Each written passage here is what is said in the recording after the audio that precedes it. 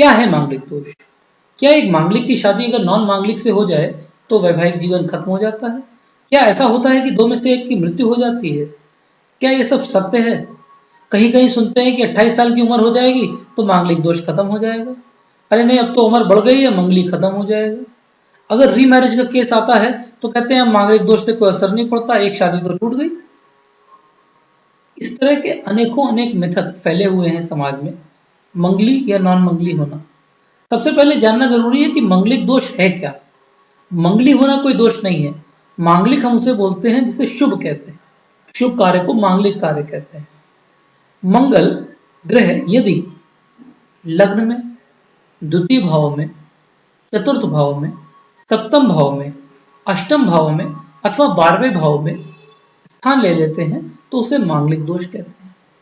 जैसे कि अगस्त संहिता में कहा है, धने व्यये च पाताले जामित्रे चाष्टमे कुजे भार्या भर्तु विनाशाय भर्तुश्च स्त्री विनाशनम। यानी यदि धन भाव, व्यय भाव, पाताल भाव, जामित्री अर्थात सप्तम भाव, अष्टम भाव में कहीं भी कुजे, कुछ शब्द यूज किया जाता है या प्रयोग किया जाता है मंगल भगवान के लिए, जब भी ये वहां पे बैठ जाते हैं तो ये अशुभ कारक हो जाते हैं।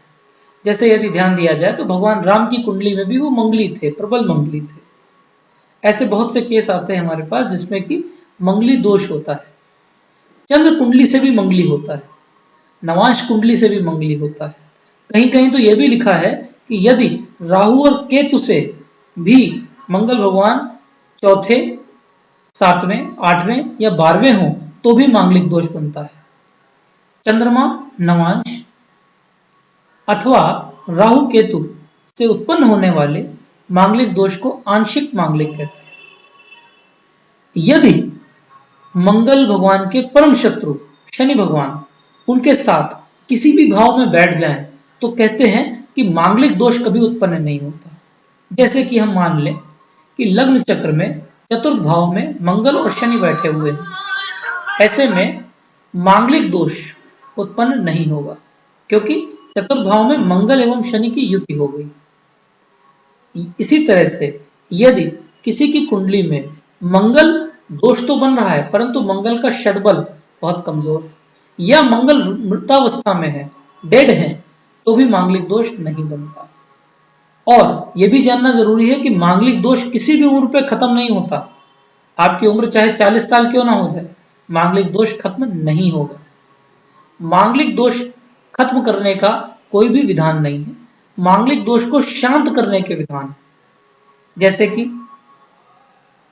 विष्णु विवाह, तुलसी विवाह, मंगल दोष का जाप, मंगल के रत्न जैसे कि सफेद मूंगा उसका धारण करना इत्यादि।